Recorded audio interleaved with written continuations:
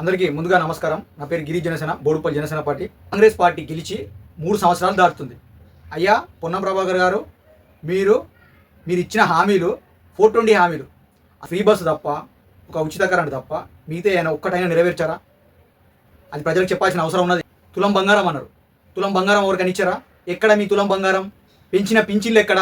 పింఛన్లు అన్నారు కదా, గెలిచిన తెల్లారే పింఛన్లు అన్నారు కదా, ఎక్కడ మీ పింఛన్లు? రైతు రుణమాఫీ అన్నారు. రైతులు అల్లాడిపోతున్నారు. రైతు రుణమాఫీ అన్నారు. ఎక్కడ మీ రైతు రుణమాఫీ? ఎక్కడ? గృహిణులకు 2500 రూపాయలు ప్రకటించారు. ఎక్కడ 2500? ఎక్కడ? 500కే సిలిండర్ అని చెప్పారు. ఏది? ఎక్కడ మీ సిలిండరు? రైతు భరోసా పేరు మీద ప్రతి ఏటా 15,000 అన్నారు.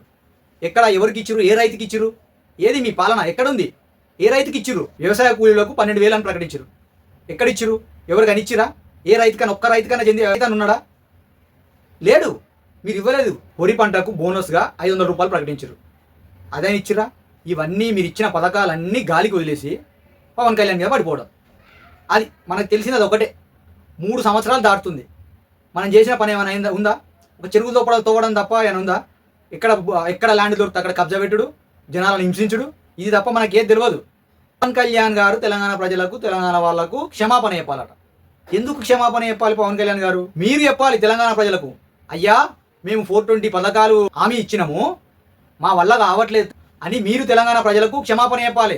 పవన్ కళ్యాణ్ గారు చెప్పేది, మీరు ఇచ్చిన అడ్డమైన హామీలు అవి ఖచ్చితంగా తెలంగాణ ప్రజలకు క్షమాపణ చెప్పాలి. మీరు తెలంగాణ నడి బొడ్డున మార్చి 14, 2014లో జనసేన పార్టీ తెలంగాణలో ఆవిర్భవించిన పార్టీ. పవన్ కళ్యాణ్ గారికి క్షమాపణ చెప్పాల్సింది మీరు క్షమాపణ చెప్పాల్సింది. ఈరోజు తెలంగాణ ప్రజలు అల్లాడిపోతున్నారు. రైతు చేతికొచ్చిన పంట వర్షానికి, ఎండకు చేతికొచ్చిన పంట వర్షం వచ్చి తడిసి ముద్దయి మొలకలు వస్తుంటే ప్రభుత్వంలో ఉండి మీరు కనీసం రైతును ఆదుకోలేని పరిస్థితిలో ఉన్నారు. మీరు అన్ని గాలికి వదిలేసి పవన్ కళ్యాణ్ మీద పడిపోవడం.